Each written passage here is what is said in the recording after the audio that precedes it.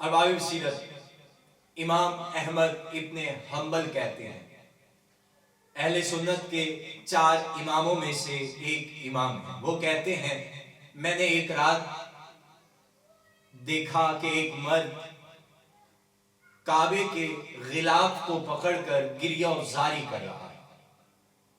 میں اس کے پاس گیا اور میں نے اس سے پوچھا کیا وجہ ہے، اتنا گریہ و زاری کیوں کر رہے ہو؟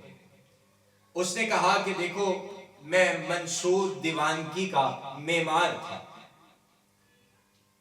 میرے ساتھ ایک عجیب واقعہ رونما ہوا تھا جو میں تجھے بتانا چاہتا ہوں، مگر اس شرط کے ساتھ کہ تم کسی اور کو نہیں بتاؤ۔ امام احمد ابن حنبل کہتے ہیں میں نے اس معمار سے کہا کہ دیکھو جب تک زندہ رہوں گا یہ واقعہ میں کسی اور کو نہیں بتاؤں گا۔ اس نے کہا تو پھر سنو، ایک رات منصور نے مجھے اپنے پاس بلایا اور 60 آدمی اولاد علی میں سے میرے سپرد کیے اور حکم دیا کہ صبح ہونے سے پہلے پہلے انہیں دیوار میں چن دو۔ معمار کہتا ہے کہ میں نے ایک کم 60 آدمیوں کو خوف کے مارے دیوار میں چن دیا۔ ایک جو بچ گیا تھا وہ نوخیز بچہ تھا جس کے چہرے پر ابھی مونچھوں کے نشانات بھی ظاہر نہیں ہوئے تھے۔ میں نے جب اس سید بچے کو دیوار میں چننا چاہا تو میں نے دیکھا کہ اس کے بڑے بڑے بال اور چہرہ بڑا نورانی ہے اور ان آنکھوں سے برسات کے بادل کی طرح آنسو برسا رہا ہے۔ میں نے اس سید سے پوچھا کیا بات ہے، اتنا کیوں رو رہے ہو؟ اس معصوم سید نے کہا کہ دیکھو میں خدا کی قسم اپنی وجہ سے نہیں رو رہا بلکہ میں اپنی ماں کی وجہ سے گریہ کر رہا۔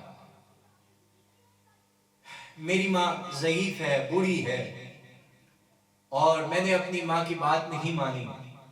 میری ماں نے مجھے 1 سال سے اپنے گھر میں بند کر رکھا تھا کہ کہیں دشمن پکڑ نہ رہے۔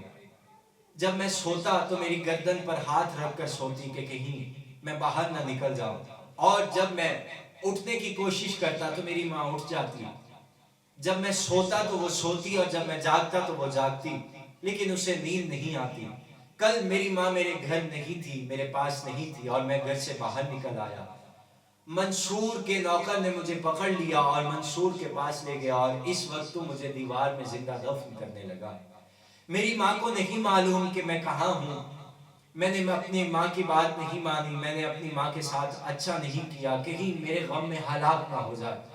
ارباب بصیرت معمار کہتا ہے کہ میں نے اس سے پوچھا کہ تیری ماں کی کوئی اور اولاد نہیں ہے؟ اس سید نے کہا خدا کی قسم میری ماں کی کوئی اور اولاد نہیں سوائے میرے۔ معمار کہتا ہے جب میں نے یہ ساری باتیں سنی تو میں نے خود سے کہا افسوس ہو تجھ پر کہ مال دنیا کی محبت میں غفلت میں پڑا ہے، خدا کی خاطر اس سید کی کوئی خدمت کر۔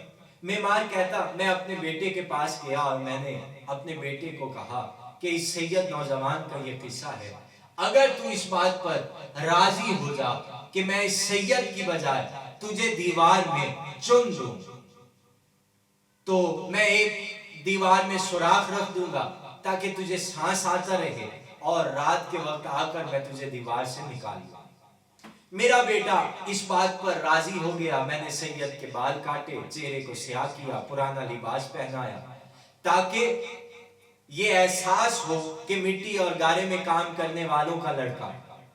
میں نے اپنے بیٹے کو دیوار میں چن دیا، سید کو لے کر گھر آ گیا، لیکن راستے میں آتے وقت میں سوچ رہا تھا کہ اگر منصور کو یہ بات معلوم ہو جائے یا پھر میری بیوی کو یہ پتا چل جائے کہ میں اس کے بیٹے کو دیوار میں چن کے آ گیا ہوں تو کیا ہوگا۔